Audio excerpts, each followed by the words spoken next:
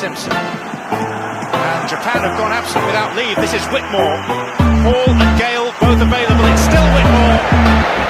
It is the Reggaeboyz who take the lead. Greetings, football lovers. Happy Sunday to the football family. Welcome to Ballchat Podcast. I'm your host, or one of your hosts. My name is Benton, along with the family, Junior Wagwan family. How you doing? It was supposed to be a joyous day for me and all our British imports, but not to be. Junior, you sound really sad, brethren. You're sounding really sad. Lively up yourself, football family. Lively up yourself. I am not Sabolius right now. I need a 7-Up. I like your background. What is that background image you have, Junior? I was you have the Queen lost. How come you still have the Queen up?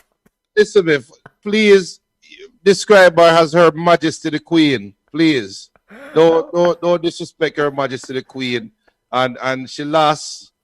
Southgate. These are the views of Junior and every English fan. Southgate walk wide of Britain from now on, yeah?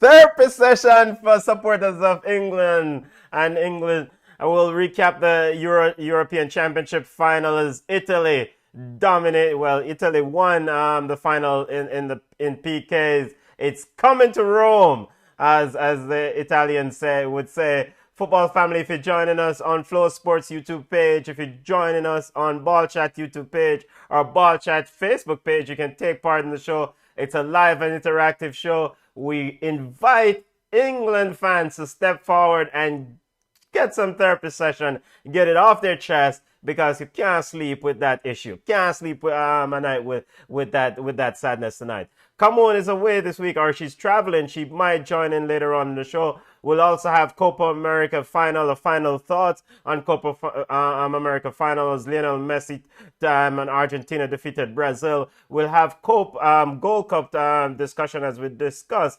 CONCACAF Gold Cup, Mexico versus Trinidad and Tobago, and get ready for Jamaica versus Suriname coming up tomorrow, and other Gold Cup action. But we have to start in England at the famous Wembley Stadium. Junior, you had England winning this championship at the beginning. It was a solid pick, but they came up short at the end. Your overall thoughts on the penalty shootout and the final ending to this England script? You know, in our fairness, that was probably the most Southgate way for England to lose the final. I mean, penalties. Take your time, Junior. Take your time. Football family, let's give Junior a minute to kind of get it together. Why act like the man act like say him personal side lost? It's like a Jamaica lost the final. No, but the problem is, this is a problem. The problem is, England is the better team, hands down. The problem is, England went up 1-0 in the second minute and never looked threatening the rest of the game. The problem is, the man them park the bus after the third minute. It's like the man them take the big red bus to England and drive it right in front of the goal and punch at the tire of them and say, yo, we're going to lock shop for 87 minutes. It pissed me off, man. Yeah. So I think the way the game figure, like Jeremy and Kawina one next group, and we're talking about the man that will come on and take the penalty, and Southgate shouldn't make so much Coleman take penalty. That is just the most Southgate way for England to lose the Euro finals. I said it earlier, but I said when the Euro started that England have the best team in the competition. The only way England lose is if Southgate dash it away. And Southgate find a way for dash it away. Because there's no reason why you're not putting on your most attack. At least make some form of an attacking change when you see the game changing. At least try to get the second goal to put the game to bed. No, you make Italy hang around and come back and draw the game. It's foolishness, man. Foolishness. All right, football family, chime in, get your discussion, get your comments in. I see you, family, Jeremy and Levy. I see you. Big up yourself, El Pistolero. Big up yourself. Big up yourself, family. Also, family watching on Flow Sports. Big up yourself. Get your comments in. We're gonna get through those comments quickly. Junior, let's before we focus on England and I know you said that England is the best team. Your conclusion is the best team, but ultimately they end up losers today. What did Italy did so well to be able to beat this air quotes best team in your eyes? Italy was just Italy. Mancini was just patient, like any other good coach. Yo, all we have to do is score one goal. At the end of the day, Italy just had to score one goal to win this game, right? Yeah. At the end of the day, if you were to look and say Donnarumma versus Pickford in a penalty shootout, which goalkeeper you want? 99.999% of anybody you give that survey to is going to say, give me Donnarumma. The 0.0001 is the English fan who drink from last week. I'm the person that going to say, give me Pickford over Donnarumma. So Mancini knew all his team had to do was score a goal. And Mancini, to me, also knew that, yes, because no disrespect, it's a good goal, but I think Shaw's goal was a little bit lucky. To be fair, Trippier made a cross and Shaw just happened to be open in the second minute the game just start and him just boom, one foot, one step, kick. And it looked like him never even knows it was going to score. His body reaction. So England got that lucky goal. In my opinion, it's a lucky goal. And the man them feel like them can lock it down from that. When you look at the bench, and you ask what Italy did, all Italy did was just be themselves. That's all. They didn't have to do anything out the box, out the ordinary, anything special. Them just be ourselves, get one goal, and figure a way how to win eventually. And that's what they did. The Azzurri won their first title since 2006 when they took the World Cup title in 2006. Junior, let's get to some of the comments. Let's hear what the football family is saying. Yes, so Jeremy Levy said, man, don't make no timely changes. And he's talking about Southgate. And then Epistolero, before me have Sancho kick, I give it to Pickford. And Sterling fans and not England, are not English. England was not the best team. Epistolero said, I realized Southgate wanted penalties from Kane didn't come off the pitch. Rashford should have come on earlier to use his pace and shooting ability from distance. So Levy said, but Southgate made up his mind that he was not going to attack anymore. Junior disagree. It was a rotted strike. Language, Jeremy and Levy. This is a family show. The goal was well orchestrated. It was a good build up to the goal. Our counter attack. Southgate set up the man them side. Sean White said Southgate is an idiot. Jeremy and Samuel said poor choices. Sean White said this is not the NFL. I agree 100% with everybody. And big up and Junior before I big up to Jamai, Chelsea, UK running in from London. Big up himself, family. The man say Italy champions running in from We'll get a little bit more detail into tactics and what Southgate didn't do. You spoke about Italy and what Italy and what Mancini did. But for a minute there, Junior, I want to get your thoughts on this. Southgate set up in a back five, was very conservative after the goal. Talk to us about what that Italy midfield, the fact that, they kept probing, they kept going. Insignia on the left side of the front three was getting, two people on him, was getting Kyle Walker and Trippier both boxing him. But that Italy's midfield kept on pushing, and Declan Rice will stand out in that England midfield. But talk to us about that Italian midfield and how Marco Verratti and old Jorginho was able to carry this team in that heart of success. Oh, that is a misleading statement. Yeah.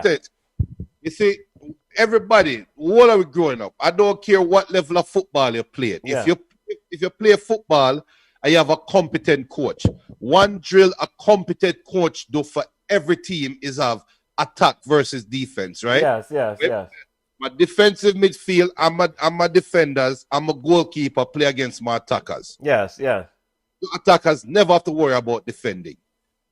After the second minute, Southgate in essence said, we are going to play attacking versus defense and midfield. And that is what he did. Now, Harry Kane should have been subbed off by halftime in the first match of the tournament. The bench. Why the hell you have Calvert-Lewin, Marcus Rashford? Why you have those players on the team? Why? They're backup, Junior. I mean, Harry Kane is always the first choice going in with this Southgate team and this English team. We know that there are those in the English setup that believe Harry Kane is the best striker in the world, and I think Southgate might be one of those in that camp. So that's why he gets the most minutes. That's why Southgate forget kicking him and run away. I don't want to curse nobody upon the people. I'm good sure. Listen, you set up your side for failure. You started out by this. It's not even five. I don't know what kind of formation this is. I know what. It feel like Ole has sent Southgate some tactics, because you have Kyle Walker, John Stones, and Slabhead, right? As three quote-unquote centre-backs. And then you have Trippier on the right wing and Luke Shaw on the left wing. So in essence, England can play five defenders. I guess you can say 4 midfielders, 1 striker. The formation just look off. Now, it started out well because you get the 1 goal. But then you're not pushing Kyle Walker and Trippier up. And that's why I'm saying you set up your side to play offense versus defense and hope you can do that for 88 minutes. And to make matters worse, you have Harry Kane running back from the striker position, running back to the center circle, right? Yeah. Look how stupid this is. You have Harry Kane, who is your lead striker, constantly coming back to the center circle for the ball. Then his intention is to stop the ball, look to the wing, and send the ball to Trippier or send the ball to Shaw. Yeah. And you're now expecting Harry Kane to run from the midfield straight to the back post for a cross. That was England's game plan. Mason Mount and Sterling, they were expected to try to run behind Bonucci and Chiellini and try to get that true pass. Bonucci and Chiellini are experienced defenders. Number one, they are not going to track Harry Kane back to the midfield. They might look for Harry Kane like, look for this idiot to run go midfield, and they're going to try to run from midfield at 5 miles per hour to the back post, and we'll see him. Look for Sterling, we're fast, yes, but every ball Sterling get is sending him wide to the wing. And when Sterling or Mount get the ball wide to the wing, there is no support in the box because Harry Kane is running 5 miles per hour from the center circle, get it to the back post. Even me right now in my big fat self couldn't defend against England easily.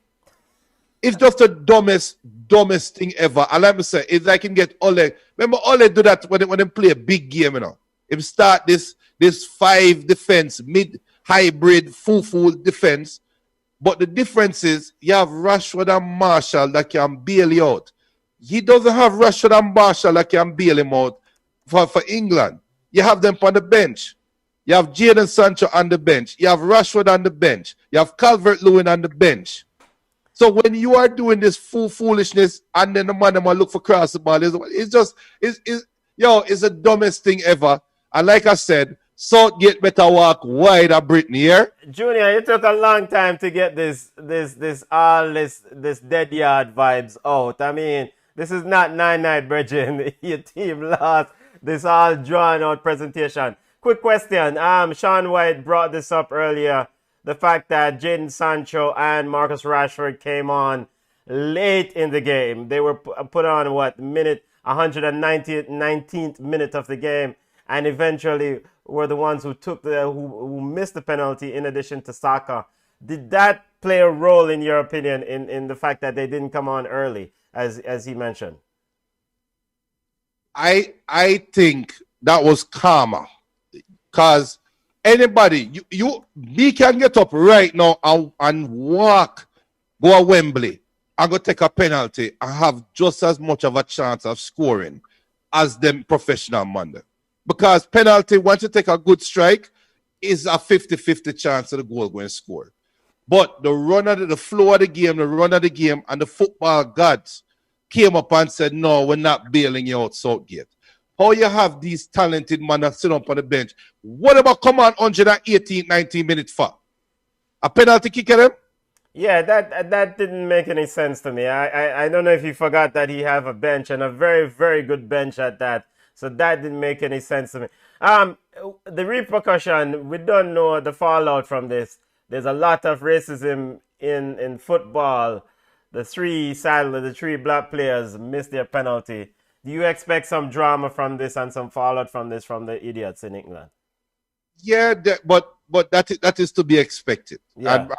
And it's sad, right? Sad part of this whole fiasco. The racist trolls aside, we're at a point now where it is expected. Why should we be shocked or appalled by this enemy? I put it this way: I would be shocked if a racist brother just come out and say, "Look, these guys are no good. We're not going to waste our racist trolling on these players." I will be shocked if them come out and do that.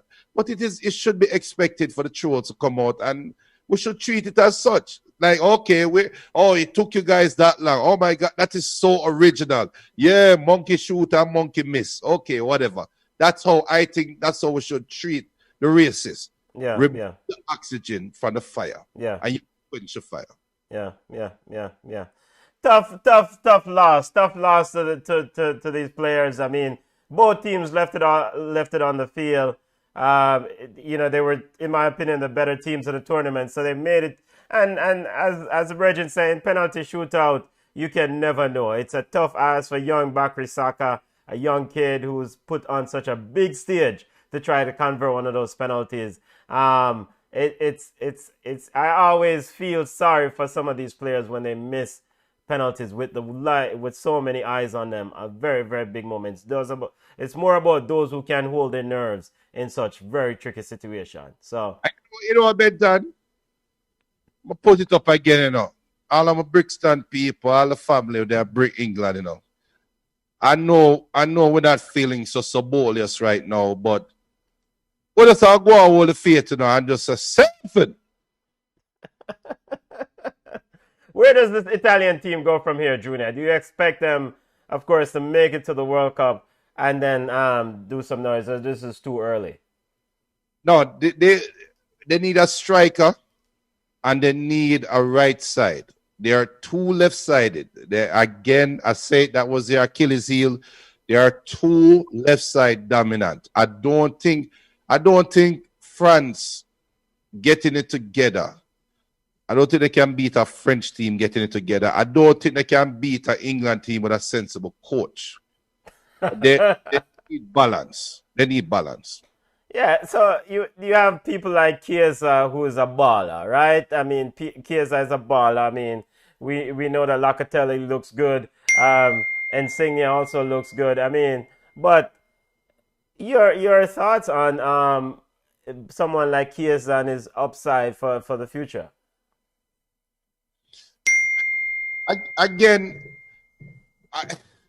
You see, the beauty about it is the World Cup is so close, right? Yes.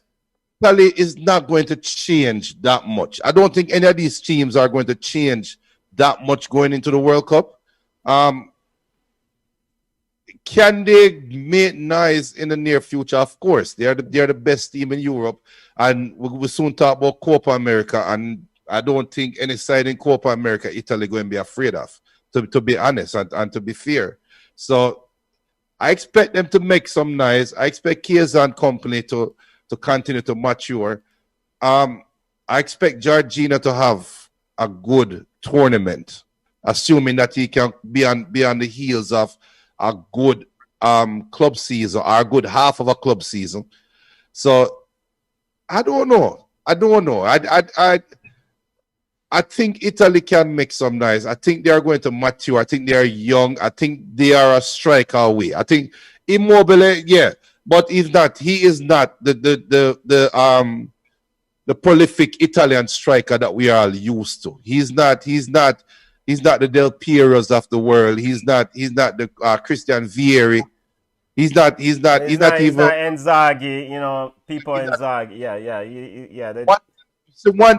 Once them get that striker that they are going to find, they're going to be poisonous. But Bonucci and Chiellini especially, a year later, I don't know. That defense might be too old. Yeah. And it's a good thing you brought this up, Junior. And I want to get your thoughts on the tournament before we move on, and highs and lows from the tournament, your overall tournament assessment. But you brought up Bonucci and Chiellini. All foot Bonucci and Chiellini. I mean, you have to admire how these guys, at their age, are still able to demonstrate to young defenders that coming up, this is the way you play a defense. There's a play when Saka was about to go around Chiellini, as Chiellini misjudged the ball. But the fundamental rule of defense is what? If the ball go past, the man don't go past. And Chiellini dragged him down. So, you know, some people said it was harsh or whatever, he dragged him. But veterans, guys who are shrewd in defensive, and Bonucci scored. Speak to the experience and how important those two men were for Italy in securing this title. Based on Sean, I know Sean will attest to this as well. You too, enough of the man people that are listening right now will attest to this. There's something about countries and playing football and having an identity, right? When you look at Italy, you always know Italy is going to be very strong defensively. You always know. Every Italian side is always built on having a strong defensive identity, right? And when you are a defender coming up in Italy, it almost feels like it's a rite of passage for you to get that blue shirt, that a Maldini going to be proud. You're going to make a Alessandro Nesta proud. You're going to make a Cannavaro proud for say, yo, you wear the shirt. And I think Bonucci and Chiellini, they fit that mold of just being sensible defenders. And I really think it has to go with the country's heritage in the sport. Where in Italy, the man them take pride in learning how to play defense. The man them take pride in learning how to execute. And that to me is the only thing that I can use to say that explains why Chiellini and Bonucci seem to can fight against old man time. Because they are so experienced. They like you said, the ball will go around them and them know the man now beat me. And there are times to where them pick and choose, like Chiellini picked and choose, but them going to beat up Harry Kane. And I said it yesterday in the Copa show, the post-game show. I said, I expect them to beat up Harry Kane. Anytime Harry Kane run to the midfield, if one of them man they running with him, them going to club a clot him. And they did.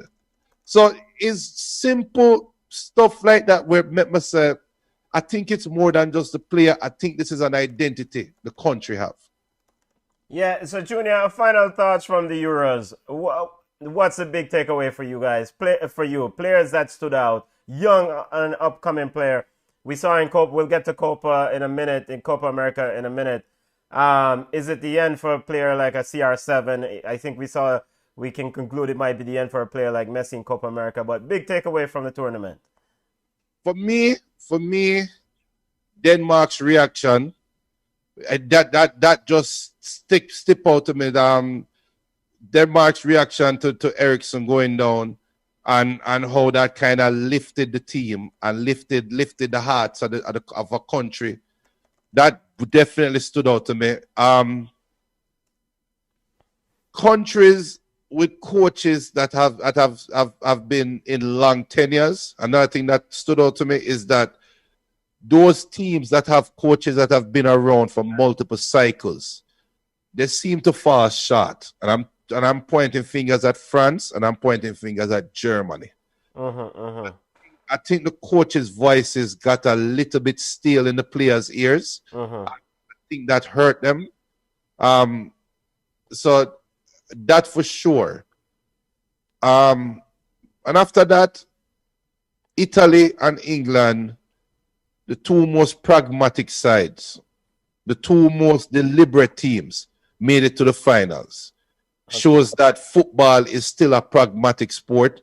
You have teams like Belgium where everybody jump up every year. Number one team. Soft soap team, Junior. If you don't have any aura of pragmatism to you, if you don't have any aura of deliberacy in your style of football, you couldn't bring 50 Thierry Henry of him on the bench. It not gonna work because Thierry Henry, even though we know he's one of the greatest strikers, his teams, his successful teams, the Arsenal fans them and the traditional French fans know them not winning without a Gilberto Silva, them not winning without a Patrick Vieira coming from an Arsenal perspective, and also from a French perspective. You're not winning without a Vieira, without a Deschamps, without a Desailly. So we can talk about the cream of the team and talk about how the icing on the cake is so pretty. But a team is not good if you don't have good foundation. And any side that have a great foundation have a chance of winning any tournament. Yeah. The two teams that are more pragmatic, England and Italy, they were very good defensively in this tournament. You know, England kept 5 or so clean sheets in the tournament, so they made it to the final. And as we all know, in tournament football, is not scoring a bag of goals and etc. You have to be solid defensively, and I thought both of the teams that were solid defensively made it to the final. Junior, before we put a bow on the Euro championship, you spoke about coaches getting stale. Hansel Flick will take over for Germany in a few. Didier Deschamps will continue in his role for France. There's been discussion that Zidane or reports that Zidane may be interested in the job. Gareth Southgate will continue in his role. We're expecting the FA to extend his contract.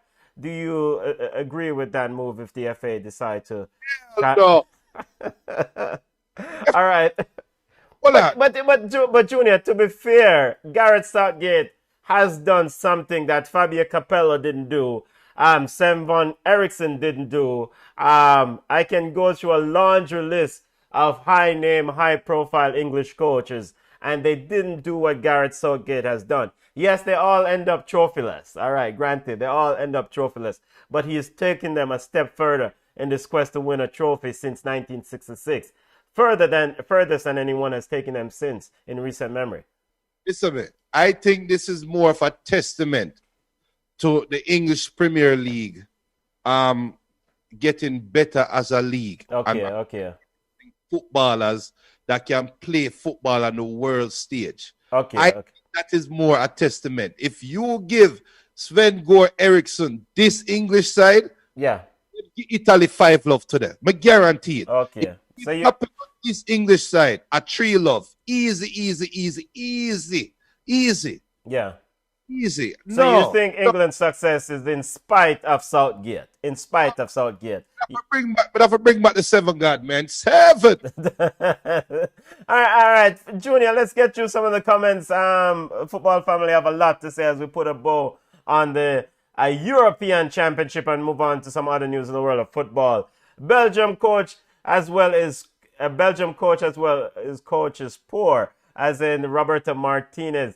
Belgium, we expected a lot from Belgium. Some of us did. You spoke about them earlier. But yes, it's another soft soap side. Big up Prime Minister. Prime Minister says Italians control the pace of the game, went through the gears together.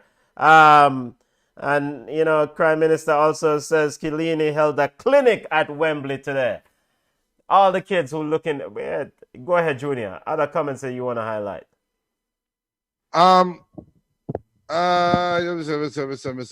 Jeremy leaves a real talk, June. If Ericsson didn't go down, Denmark would have been out earlier. Sean White said, you're correct. Defense is their identity and they use experience more than energy to play their tournament. Hence the reason why I chose them to win.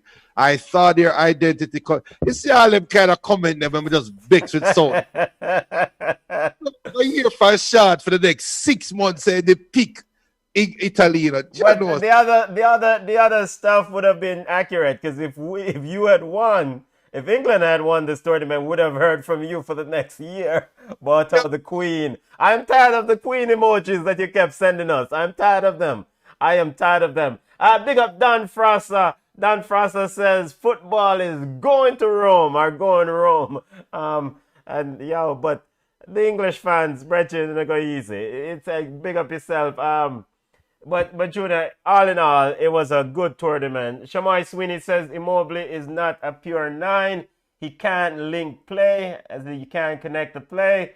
And he also says that England have little boy mentality. Obviously had the Italians on earth, unsettled with the formation of the back five and still made incorrect substitutions. So Shimon Sweeney is saying that they have little boy mentality. Junior, you're supporting a little boy mentality side. All right, let's stay away from the Euros. But overall, it was a good tournament. It was entertaining. There was a lot of issues that could have gone wrong. But overall, it was a good tournament from Hungary, from Germany. Hungary pushing Germany to the limits, from Germany. Era coming to an end for the Tony Cruz of the world, who subsequently retired from international football. And I'm waiting to see if Leroy Sané is going to hit his high notes, because he definitely didn't do this in this tournament. So overall, it was a good tournament. Looking to see. Junior, I want to get your thoughts on Renato Sanchez of Portugal. I thought it was very good in this tournament when he got on the pitch. He was long rumored to take the next step, or long rumored to be one of those special players, or long thought of to be one of those special players, the next generation of special players. He was at Bayern Munich. He was at Swansea for a bit. Do you expect Renato Sanchez with this tournament to take the next step in his growth? Because the window is kind of closing. Renato Sanchez will get an opportunity to make the next step. Okay. Will he be able to take the next step? I don't think so. And this is one of the issues with international football. The teams you're playing against is not equivalent to the teams that you're going to be playing against week in, week out in the big 6 leagues, where you have teams out there that have hired guns, all-star teams they're going out against. So that's one of the knocks against international football, is that we get to see the potential that a player has. But how does that translate? If Renato Sanchez was to take Liverpool for argument's sake, Liverpool should want to move on from Henderson. If you put Renato Sanchez in Liverpool, does Renato Sanchez look the way he does for Portugal? I'm going to tell you right now, no. Because if he couldn't do it at Bayern Munich, the best side in Germany, and then they had to loan him to Swansea, that red flag will always be up for him for a very long time until he prove it. So that's why I said he's going to get an opportunity to make the next step. He looks shiny in the tournament, but when him get that chance, can he take it? I'm gonna give you a clear-cut example. Yeah. Fred looked like a true central defensive midfielder in the whole Copa tournament. Is Fred one of the best world central defensive midfielders? Hell no. All right, so all the backside are going to ask about Renato Sanchez. Well, it looked just like Fred a play for Brazil. No, actually, don't insult Renato Sanchez. Nice segue, Junior, to Copa America. Lionel Messi finally got a championship at the senior level. By the way, before we step to Copa America, any final comments from the fans on Euro 2020? Andre Crawford saying, Pickford the man for England. I mean, I think he did well. He did quite well. I mean, there's been a lot of questions about boneheaded errors that he would make in games sometimes at Everton. But I think he did well. I think he did well. Junior, you don't think he did well? I'll close it by saying this. Pickford is the man that can make a beautiful save and give up a dumb goal in the next play. Yes, yes. He's got to reduce those errors. He definitely has to reduce those errors. All right, Junior, let's get to Copa America final. So it's official. I mean, Italy, just to surmise, Italy is champions of Europe. So the champions of South America now are the Argentinians.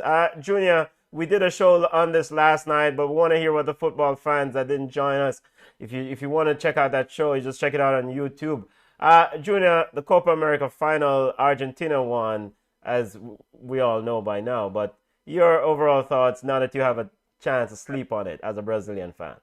You see, yesterday I felt so good for Messi, and I felt good. I came out of the show and said I'm happy for Messi and blah, blah, blah.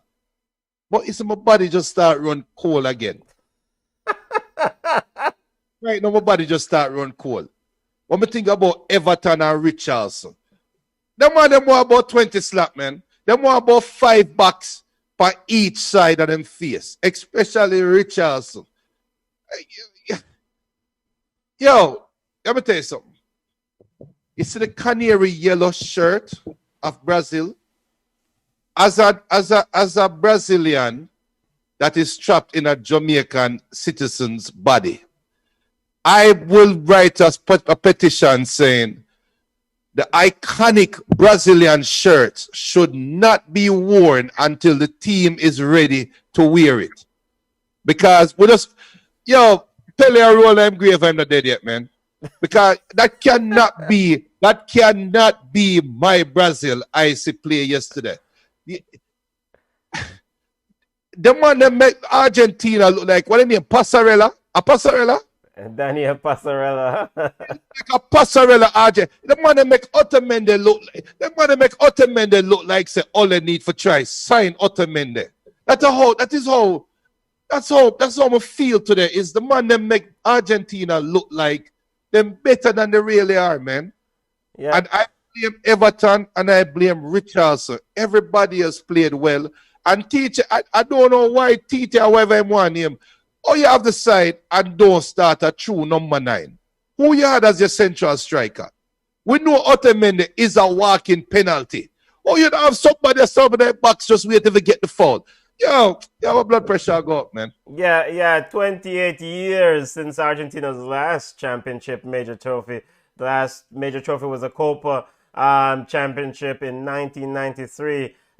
But overall, Rodrigo de Paul was exceptional. Di Maria's goal was exceptional. It was a choppy final, a lot of diving, a lot of fouls, but it wasn't a classic match. I mean, and of course, the news is all about Lionel Messi and the fact that he has finally won an international trophy for with Argentina. So at the senior level. So it is what it is. It is what it is. Yo, I'm going to say it again. When Messi, I don't even a turf monster. I don't know what the hell the trip Messi on that chance so him get. But when Messi got the ball at the half center circle and had the breakaway and then crossed the ball and got the ball again and was 1-on-1 with Everson and him slip and trip. Yes. that was the moment when I knew football is about to turn a new leaf. Because for one, Cristiano Ronaldo has no interest anymore of collecting the ball at the half line and making a darting run. Messi cannot do it anymore. If that was 2 years ago, Brazil dead, man. But Messi has scored that. Messi have Emerson, I eat grass and Ederson. I eat grass and do all kind of things. Yeah. It never happened yesterday. And it's a sad sight to know that the two let's keep Messi alone. It's a sad sight to know that the greatest midfielder of not my generation, but the greatest midfielder of today's footballers' generation. I'm gonna put it that way. The 23, 24-year-old footballers, them going to say I looked up to Messi. that version of Messi they look up to does not exist anymore. Yeah, he's definitely on the other side of the hill. Like you said, that goal that he missed at the end, rolled back the clock a few years ago, he would have scored that goal. But the fact that he, threw it away. A lot of respect shown between Neymar and Messi. Neymar was choked up at the end, crying. Is it just the passing of the baton now, Junior, to Neymar? I mean, I think Neymar seems to be showing some level of maturity. You're a Messi fan, and it's like you try to pass on the saltness to the general, Because if we even hear the commentator saying, oh, Neymar is just like Messi. He has never been on the field when Brazil win a major. What kind of button? We don't want that the button, Mario, because I'm not looking at Brazil not winning anything, any special tournament for the next 15 years. No. But all right. But Junior, Brazil goes as Neymar goes for the next 3 to 5 years, probably. And that is the problem with Brazil. And Because I think that was the problem with Argentina. Argentina got stagnant under Messi. Argentina aged as Messi aged. You don't normally see that for an international side. You normally see them phase out a player a lot quicker in an international team than in a club team. The question is, who does Messi pass the button down to? Because Di Maria is not that far away from being old. Him just somehow seems to still have nitrous oxide and run through him veins when he can run so fast. But if you take out Di Maria and take out Messi, who is the next baller for? Who would you give the number 10 to for Argentina right now? If Messi put up on something now, who will get the number 10? I guess ultimately Paulo Dybala will get back into the picture, and he will probably get the number 10 if Messi phases out. The idea, though, is that with a Messi moving on, ultimately there is a need to probably play a more collective, a team football rather than relying on just a couple of individuals. So maybe Scaloni and Argentina will look to do something like that going forward. Yeah, so here this now. Jeremy Levy said Copa America was garbage. That was a rugby match. Left back was sleeping. That was an easy clearance. Sean White said, I'm a die-hearted Brazilian Jamaican. However, I wanted Messi to win last night. If it was World Cup, no. Hell no. Jeremy said that was a diving match. Prime Minister said, how Junior I put Pele in the grave already? Listen to me, Pele. I beg you, Pele. Don't drop out for about at least a year, because I'm up there, I'll be killing the brother. Don't drop out. Big up to the king. Big up to the king. And on Flow Sports, Junior. Yeah. I'm about to get the Flow Sports. Jeremy also said Brazil don't have a number 9. Di Maria goal. That's what Jeremy Levy said. I honestly thought Brazil team wanted Messi to win his first major trophy. That was Sean White and Jeremy Levy said it was a joke.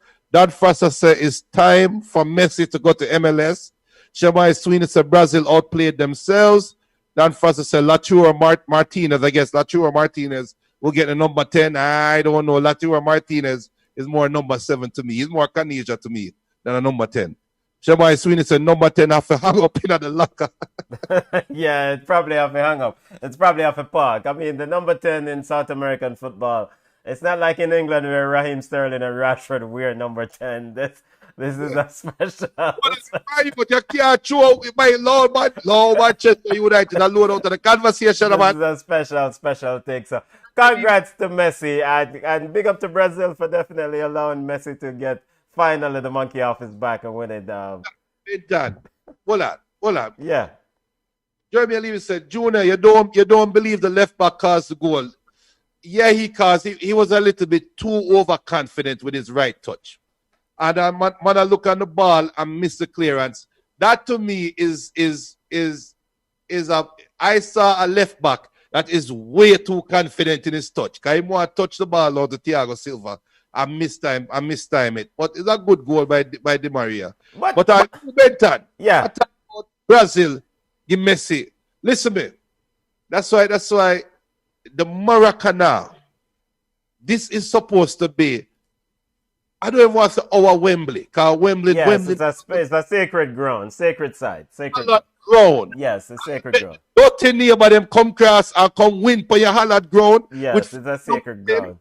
Yo, the ghost of Maracana supposed to want box every Brazilian baller. When them say a number 10, blue and white, striped shirt, sit on in the middle of the field.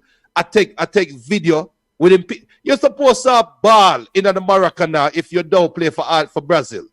No, I don't believe in that. Man. But I also think that back to the comments pertaining to the goal, Lowdy, the left back, definitely made a mistake. There were a couple errors to go around. Lowdy definitely shouldn't have allowed Di Maria that space to roam.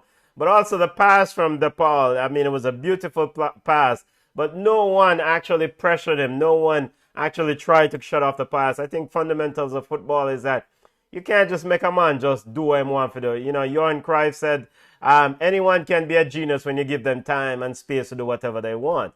But the real ballers is when you pressure them. And I thought that Brazil failed in pressuring Rodrigo de Paul last night on that pass. And then secondly, and then also just as equally as important, I thought the coach of Brazil, went with Thiago Silva. And Thiago Silva is a bit old in a budget. He's a bit old. So that space that Di Maria exploited, a younger, a more mobile defender would have been able to come across and provide better cover for Lodi. No. You don't think so? It is right at the foot at the left back. Even look at Casemiro's reaction. The camera caught it perfectly. He said Casemiro, they should have never allowed the pass. That's fine. But Casemiro stood up and looked like this. Well, stood up.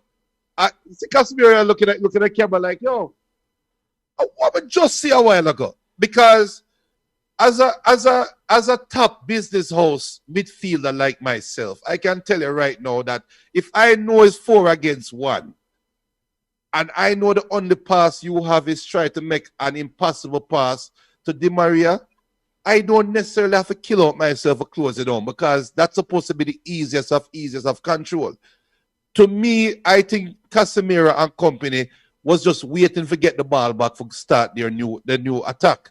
So even Casemiro shocked, must up and says like, must say, yo, how the ball and just pass your brother? Everybody I look, and I'm telling you right now, you couldn't have Cannavaro, you couldn't have Aldair, you couldn't have Kafua play right back. Nobody is recovering once the left back never control the pass. Nobody.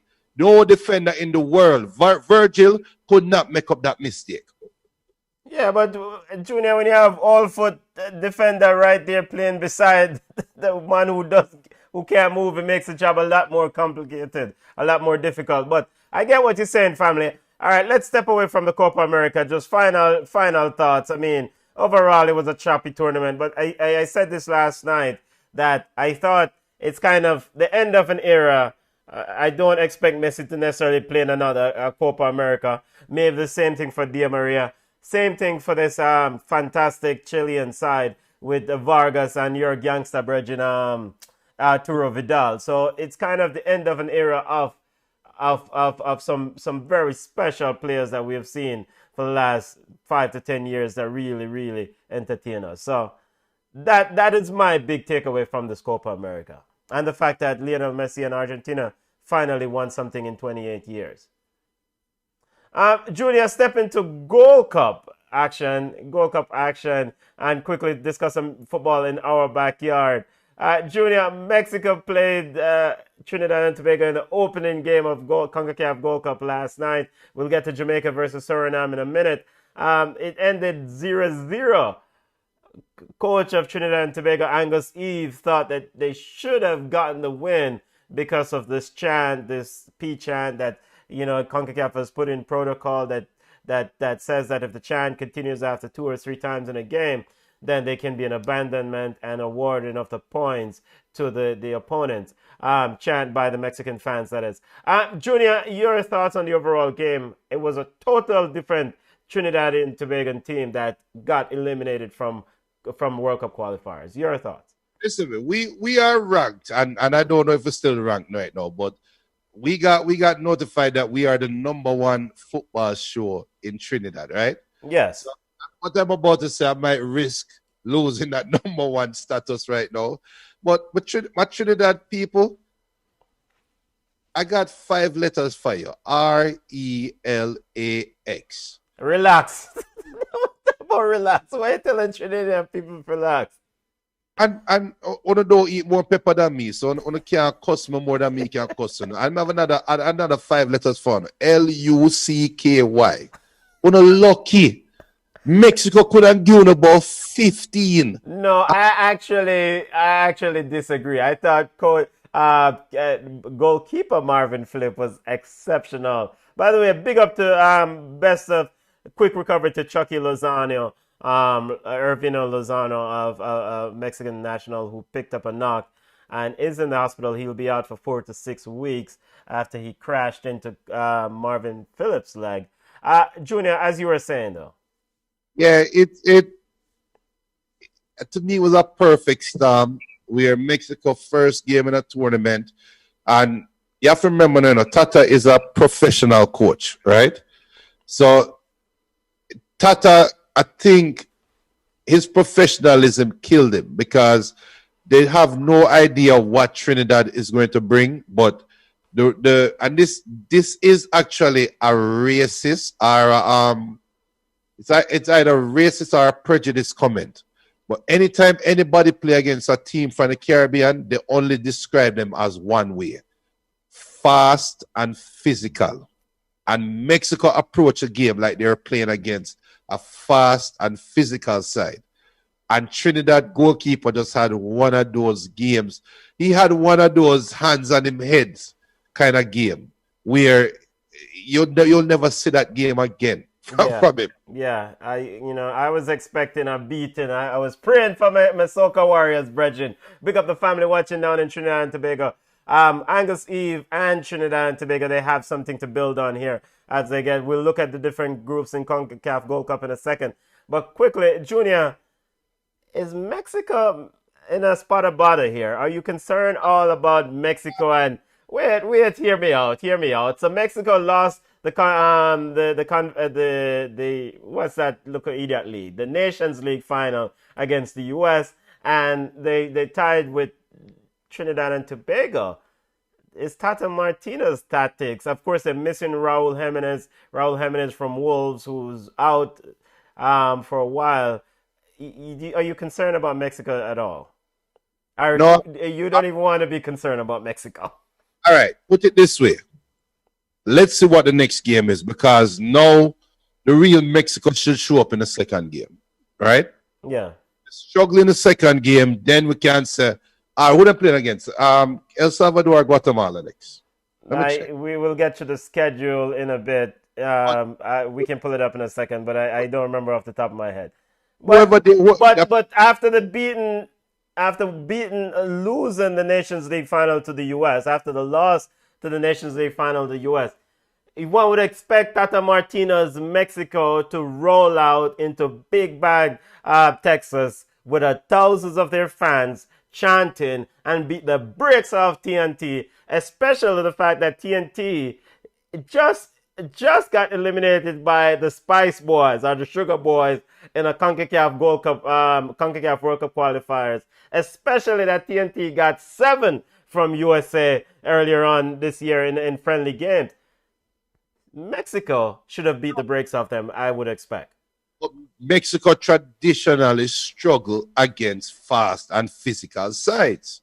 That is their Achilles heel. They cannot play that well. Why do you think Jamaica always get good results? I know how Jamaican people kill me now about it, but why do you think Jamaica always get good results against Mexico and struggle to beat America? What good results, Junior? When them draw, you forget win the first game. When them go Azteca and draw 0-0. So what? A draw is a good result now? Isn't this a good result for Trinidad? Yeah, it's a good result for Trinidad, but I'm not talking about Jamaica. Listen to me, I don't ready for take the hate nail about Jamaica. All right, so impressive by Trinidad and Tobago. Other Gold Cup news that came out. Haiti actually had some positive cases, and one of the outlier here is that how will the actual pandemic will affect this tournament, because Haiti actually have 5 of its delegation that tested positive. Haiti will play the U.S. later on tonight, and so Haiti actually will have enough players for tonight's game against Team USA. Curacao actually withdrew from the tournament because a majority of their players tested positive for COVID-19, and subsequently Guatemala, who was eliminated in the preliminary round, is back in the tournament after Curacao had to withdraw.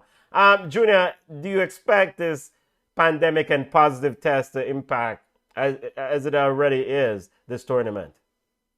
I think there's going to be a spike, and that might be the spike that we're going through right now.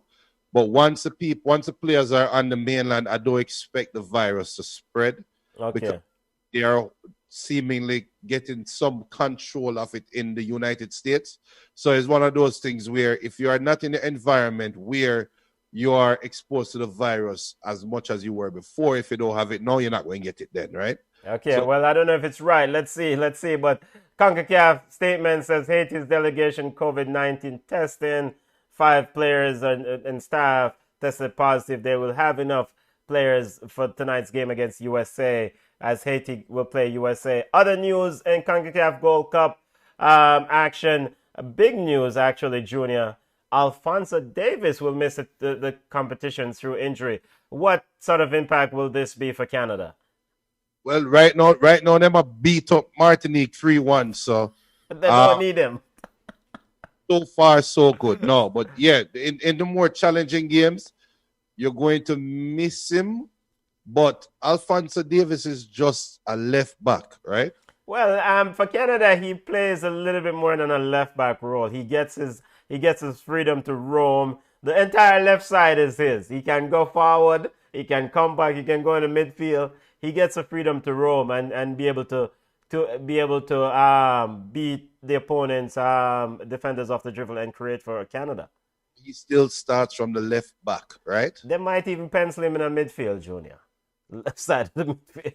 Still on the left side of the field, right? Okay, Junior. Yes, Bridget.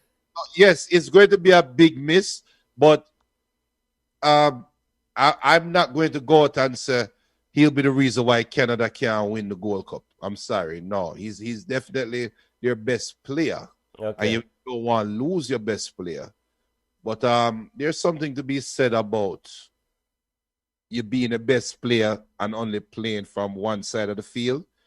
All it means is that teams now can be more balanced in their approach to defending you and attacking you, right? Yes. But I don't think it's going to make a difference to their chances of winning the Gold Cup. They can't win the Gold Cup. Yeah, well, I'm not going to go out on a limb so they can't win. The ball round, Bridget. The ball is round. But big tournament for Jonathan David and company, because now they have to try to find to fill that void of missing Alphonso Davies. All right, Junior, let's take a look at... Go ahead through the comments. Gunner Boy TV is saying Canada is nothing special. Shamar is saying that Alphonso gets the freedom to move just like Alaba for Austria. And I won't lie to you, I was thinking about Alaba when I was saying that he's just on the left side of the field. Because think about it. When you say Austria playing, Alaba is noticeable. Alaba is a face that we all know.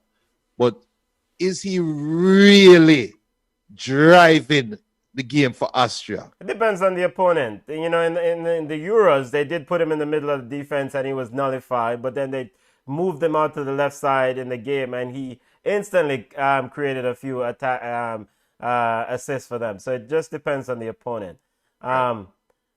Yeah, Junior, looking at the schedule as we continue our CONCACAF Gold Cup discussion and discuss football in our own backyard. Games that are on tap for tonight. Canada playing Martinique.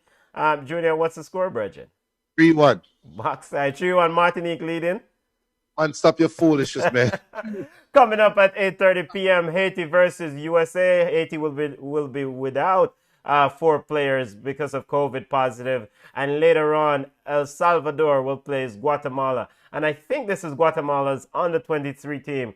The Guatemala national team was eliminated from the tournament, but because of Curaçao's positive COVID test, Curacao end up withdrawing, and so Guatemala has to be in a late addition. Tomorrow's matches will Jamaica play Suriname and Costa Rica first versus Guadeloupe. We'll get to the group stage in a second, and we'll get to Jamaica discussion in a second as we push out to the home stretch of the show. Junior, Haiti versus USA quickly. Haiti, the big bad team USA rolls out. A lot of the so-called big name, brand name players won't be on display tonight. But, Greg Berhalter and USA are still expected to do well in this tournament, even with the air quote second string team. Yo, Haiti man, them gonna link Trinidad man, them and say, brother, why couldn't just make one goal score? Because Berhalter is going to have all of his players' attention and can cite, hey, do you see what Trinidad just did with Mexico? Do not take Haiti lightly. This might be 4 or 5.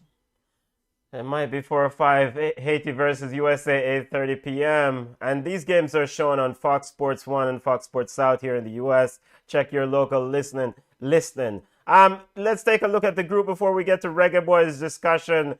Junior, Group A and Mexico, Trinidad, of course, El Salvador, Guatemala. Top 2 will go through. Group B, Canada, Haiti, Martinique, and the U.S.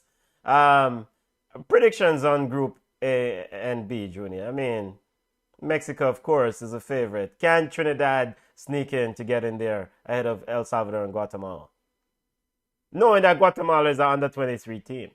Yeah, they can. They can. Angus Eve and company, they have the failed World Cup bid or World Cup qualification campaign that they are trying to build momentum for the next 6 years, because that's what I'm doing now. Yeah, because this affairs are done.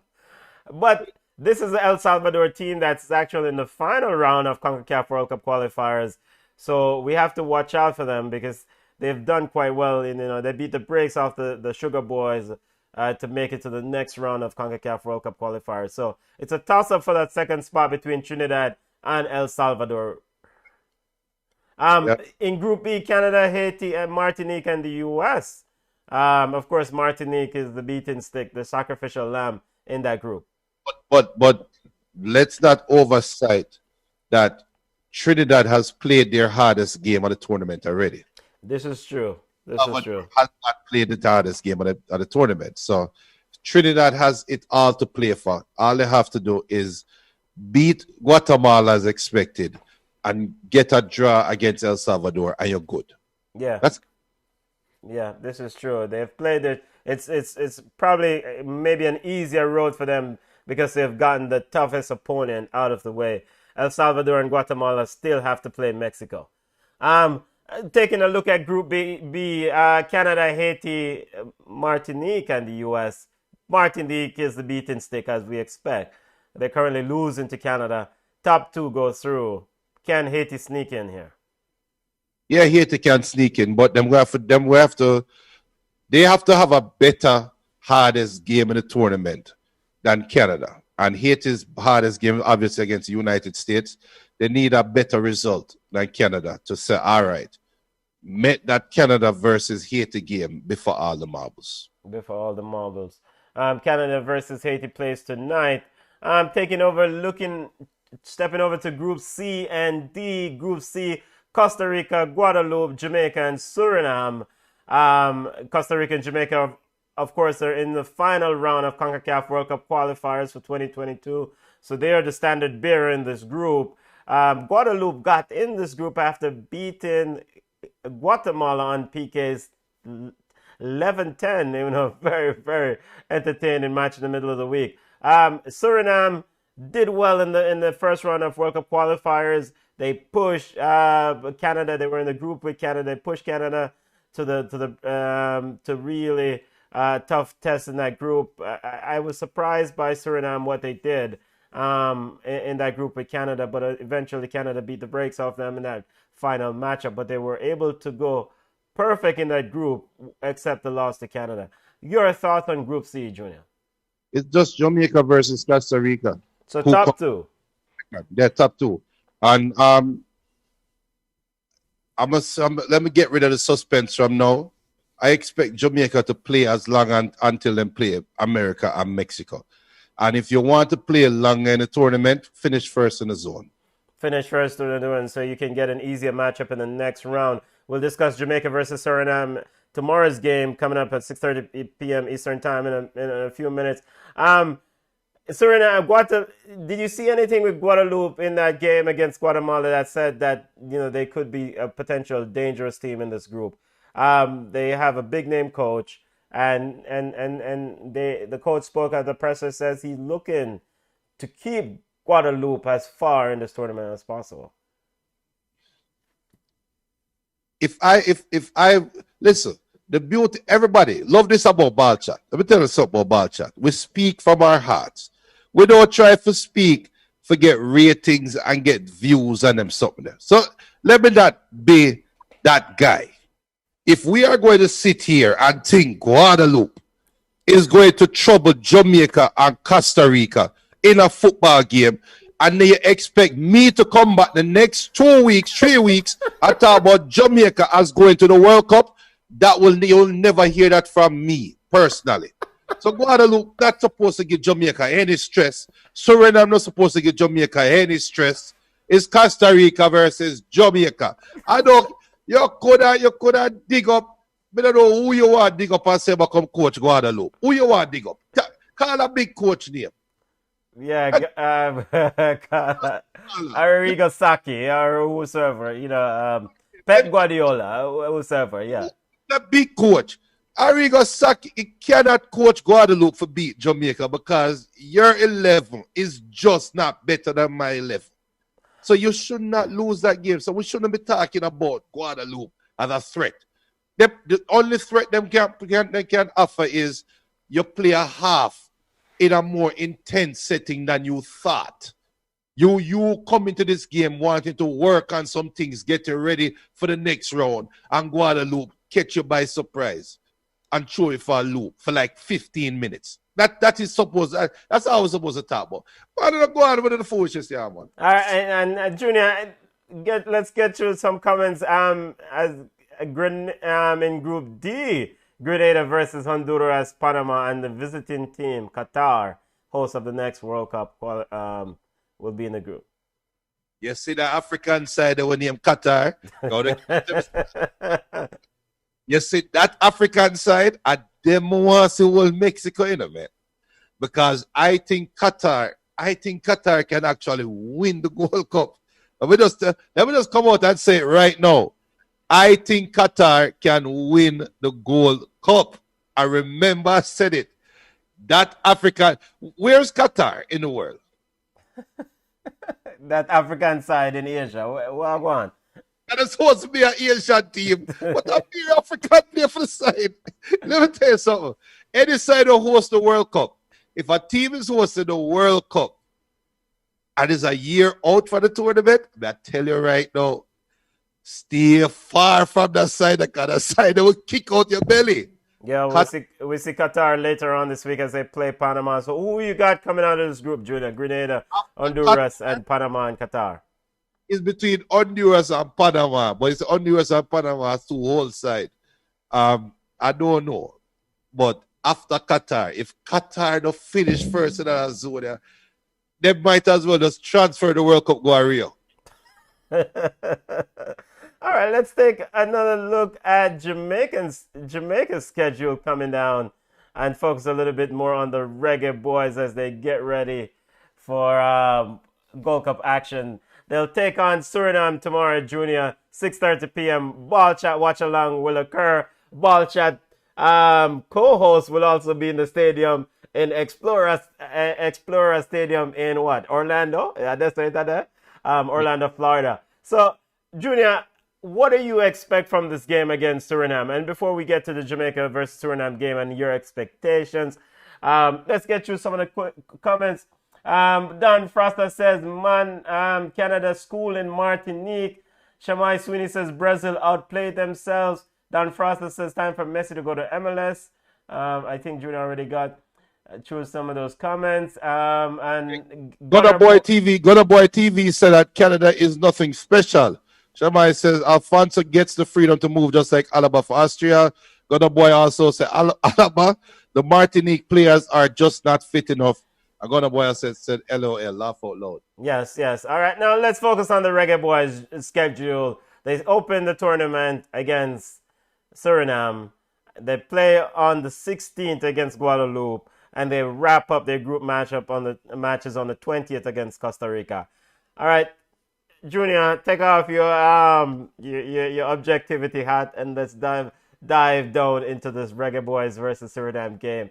I said here last week on the show I don't know what to expect in the Gold Cup from the Reggaeboyz. One thing is certain is that Suriname has played more meaningful matches of late. They played in the CONCACAF World Cup qualifiers. They were subsequently eliminated. They have players like Ryan Dunk and company that have been together for a longer time than the UB40 of the Reggaeboyz. Junior, what do you expect from this game tomorrow inside the stadium, knowing that Tapa Whitmore and Coach Paul Hall are trying to put together the final things for that game? What I expect? Take your time, family. Take your time. Take your time, family. What I'm expecting. I am happy for the schedule to work out the way it did, where Jamaica's hardest game is the third game, right? The first theoretically, it's supposed to be the hardest game is the Costa Rica game. Come on, we're not playing radio. The hardest game is against Costa Rica. Yes. Right? But I look at these two games as practice matches, honestly. And I will not be surprised if Suriname pressure us tomorrow, because I don't even know who the starting 11 is going to be for Jamaica.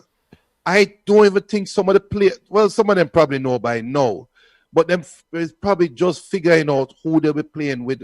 And some of them might be playing together for the first time. And they have not played a competitive game. I've not heard about an inter-squad match. I've not heard about a game against Orlando Select 11. Them couldn't go a Sunshine Bakery at Orlando. Them couldn't go link my brethren gigs at Tampa and them get an all-star side from Tampa and play against them.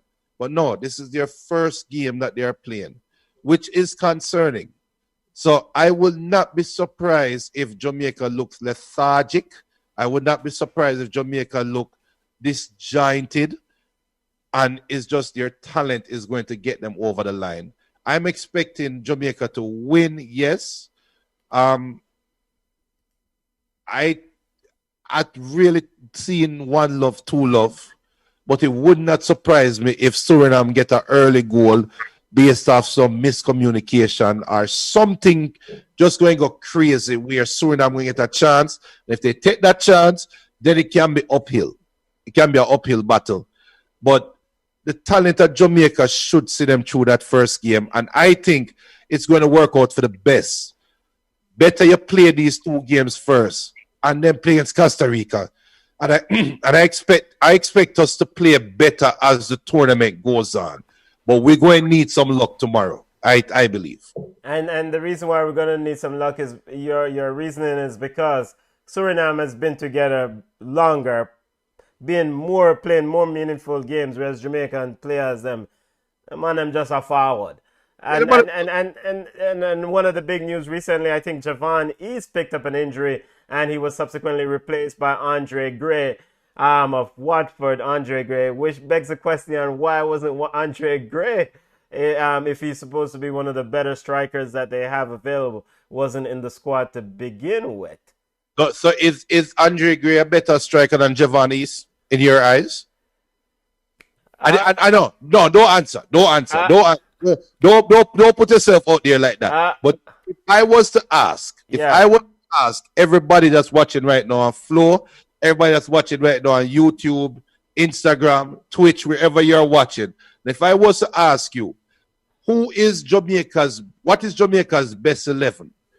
I'm going to say this all the time. Jamaica's best 11, everybody's probably going to have only 2 names on the sheet or 3 names on the sheet as equivalent, and everybody give different rosters, right? After Leon Bailey, after Damian Lowe, and after the goalkeeper, Andre Blake.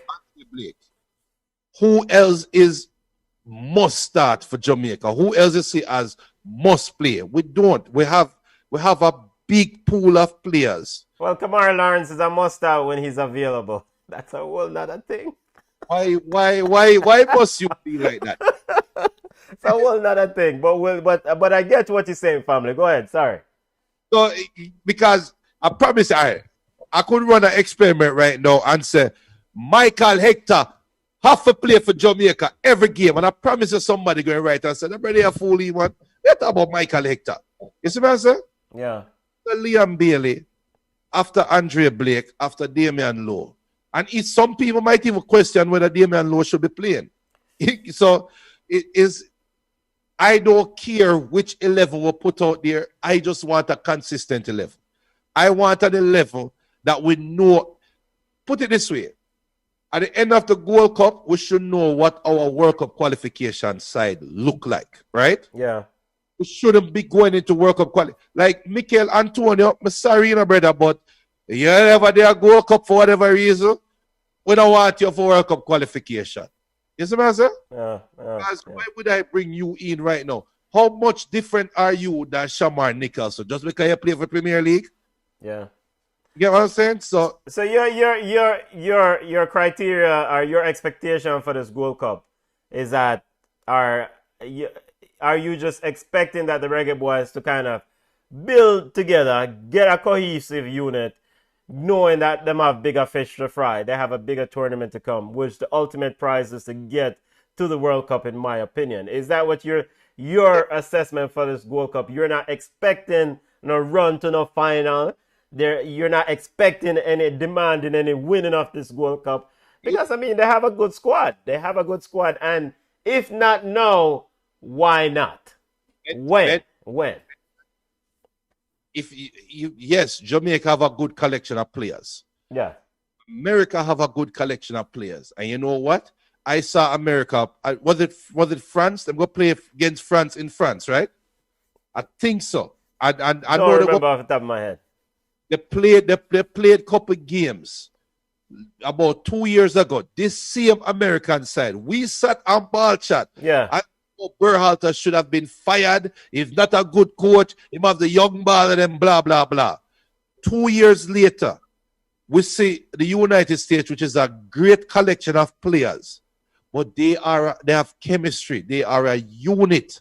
Mexico play all of these competitive games and they play together. They are a unit. It is disrespectful.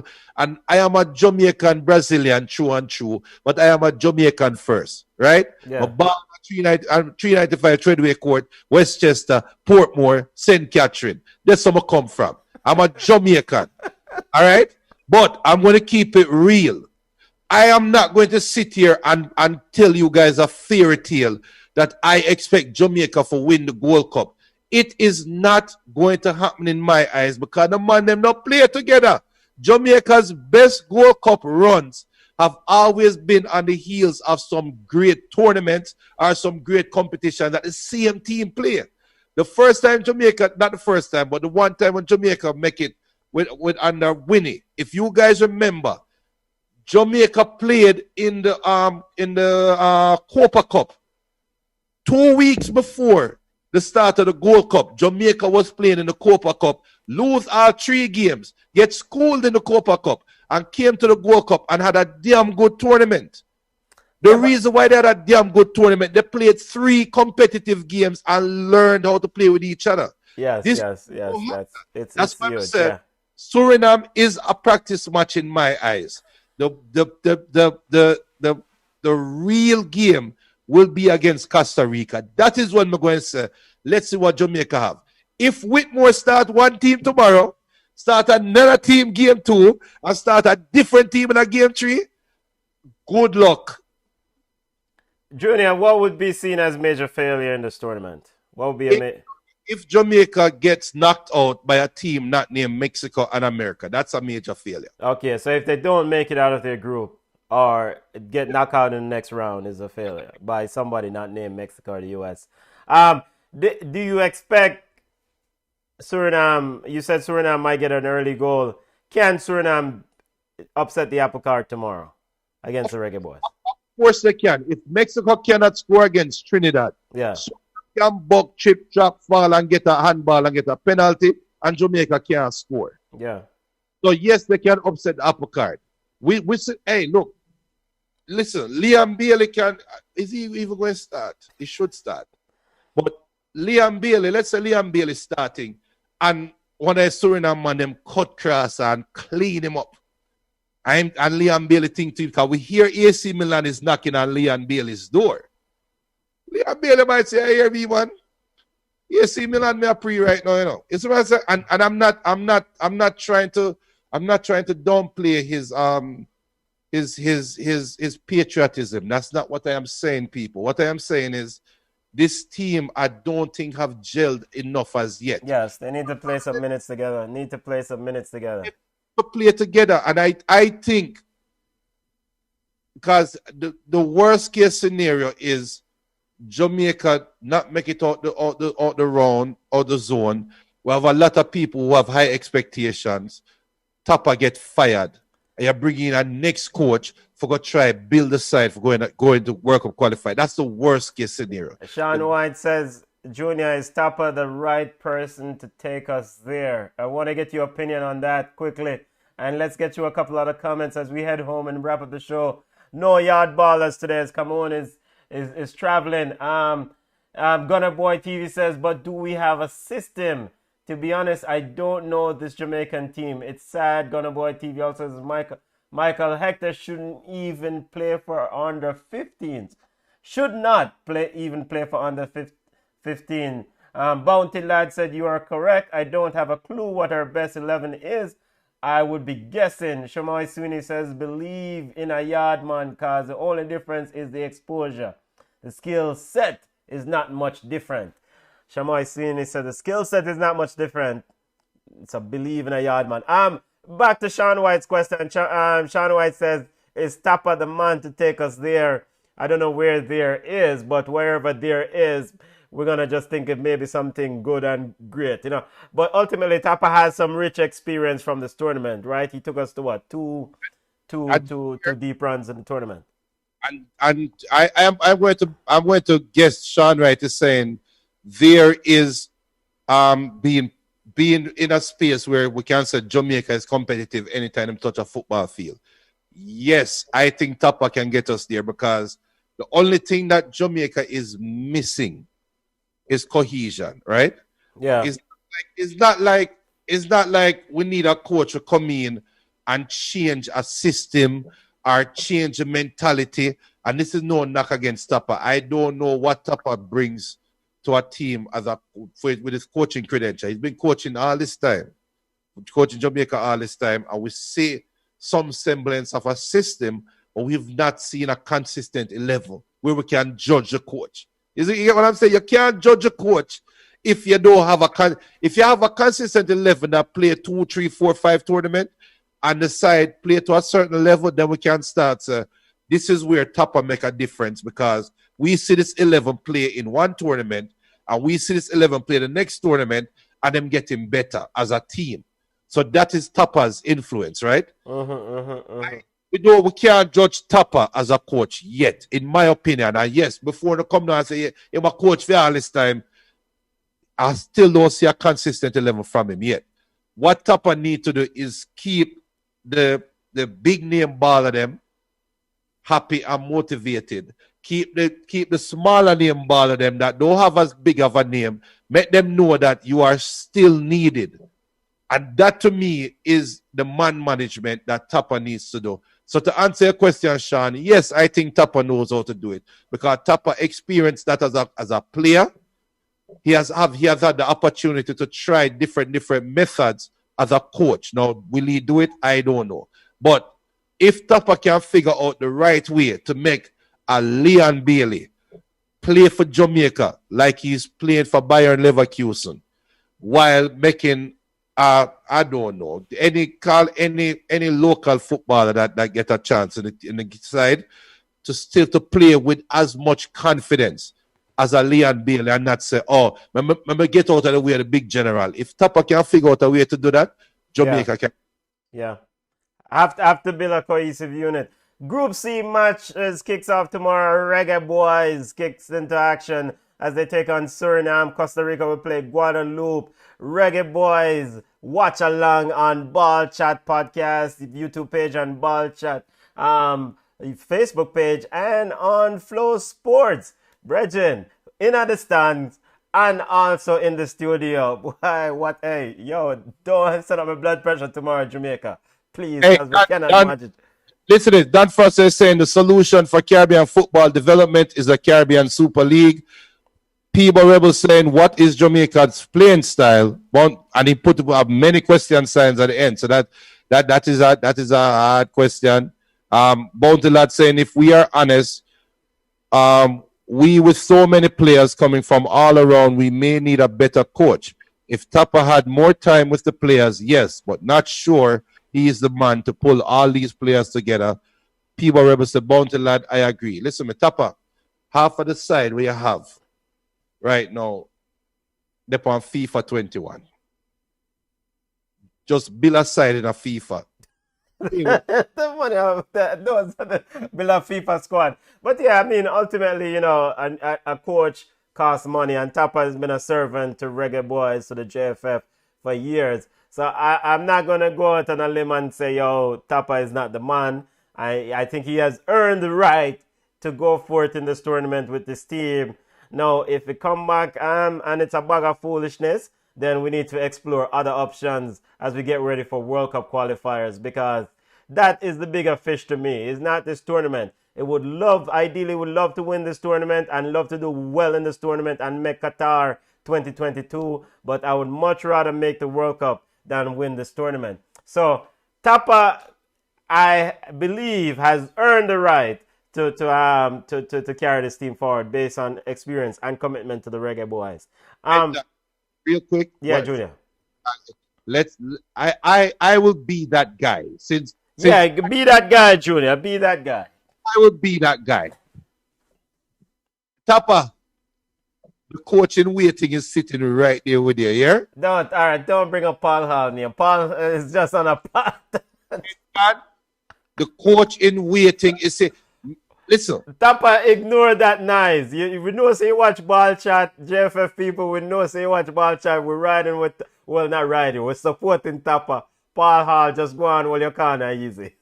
If I am lying, JFF on the email ballchatpodcast@gmail.com and say you're a damn liar. But listen, all it's going to take is one of those high-paid UB40s to say, you know what? Paul Hall knows us better. You know what? Paul Hall knows how to communicate with us better. That's all it's going to take. All it's going to take. And Paul Hall will be named the next Jamaican head coach. And he can very well be named the next Jamaican head coach if Jamaica fail to make it out the zone. Yeah. Big tournament. But it's exciting to see the Reggaeboyz back on the grass tomorrow. Reggaeboyz will take on Suriname. Ballchat, watch along. Yo, Junior, we're ready. I am excited. We're going to go to this game and we're going to enjoy it. And hopefully cost too bad word in the meantime. Junior, quickly, Ravel Morrison seems to be up in the air, whether he's in or out, as he's trying to get through the embassy status of the U.S., trying to get clearance for the status. I've seen a lot of reports about Ravel Morrison this last week or so about whether he's in, whether he's out, and issues with paperwork. Is the Reggaeboyz hanging its hat on this one player too much? I mean, isn't this 11 men play a ball? Why is all this thing about this one brother? We know say him good, we know say he's skillful, and he does bring something special to the table. But is there just too much talk around? If his documents not ready, then just go and go sit down. Next man up. So better, quick question. Yeah. Which position does Ravel Morrison play? Yeah? He's playing the number 10 role. Play the number 10 role for the... Yeah. Ravel Morrison plays central defensive midfielder for Jamaica. You think he's going to play central defensive midfield? He's a holding midfielder. That's okay. Where Ravel Morrison is a deep line midfielder. That's when they played in In Saudi Arabia. He played the holding midfielder. That's the position. Dress rehearsal game that, Junior. All right. That's how him play, right? I mean, he's somebody who's needed to pull the passes, right? He's needed to pull the passes. So, okay. So there's nobody else in the side that can pull the passes, Junior? There's somebody who gets deployed for Jamaica in the holding midfielder role. His name is Michael Hector. You want to know why Jamaica try to go around forget Ravel Morrison play? Because Michael Hector is option B. But play defense. And you know Michael Hector will take that option quickly. So you're telling me there is no other option. So you cannot change the system. If Ravel Morrison is not available, you cannot slide in Tariq McGee and Michael Hector into that midfield? You see they call Michael Hector name again. Yeah, but you play him as a defensive cover. But that's the problem. So that is the reason why they were trying to get Ravel Morrison to come play. Because then Hector can go play.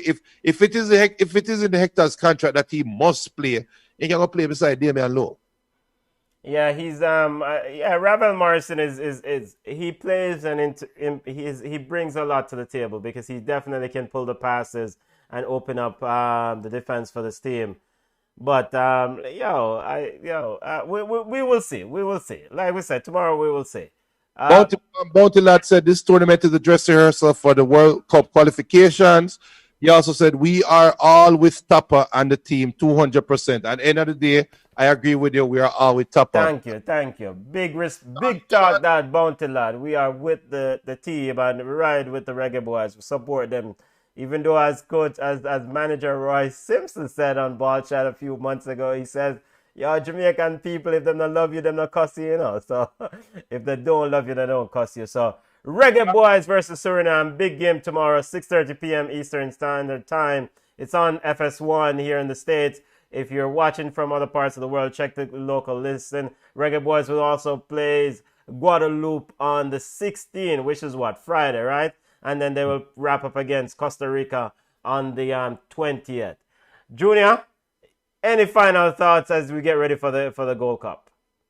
Yo, I just want to see the black, green, and gold play some good football. I want to sit down tomorrow and watch like I say, ball. Watch a ball, man. Goal. And it's so coincidentally, the image that you have behind you is of the assistant coach is one Mr. Paul Hall, who you say is coaching waiting. And like Sean White said, and Sean White had to be that guy. Sean White said, so is Paul Hall getting more money than Tapper as the assistant coach? I don't know. Football family, we don't want the mix-up. Time for Goma we had. Football family, I want to thank you for joining us. Really appreciate you guys taking the time out of your Sunday. Big up to the Azzurri for winning the European Championship. Best of luck and chin up to the English fans and to England players, especially Rashford, Jadon Sancho and Bakary Saka. Big up yourself, chin up family. Big up to Lionel Messi and Argentinian for finally winning the Copa America. Big up yourself. The Reggaeboyz will take the field tomorrow as they take on Suriname. Beat and teach time. Where else, Junior? Beat and teach time. Football family, if you joined, thank you for joining us. We're on Instagram at Ballchat Podcast. We're on Twitter at Ballchat1. We're on Facebook at Ballchat. And email us at ballchatpodcast@gmail.com. We have a watch along tomorrow, family. We're gonna be in the stadium. If it don't go so well, we have a cost to bad word. Junior, we're gonna we are, you know.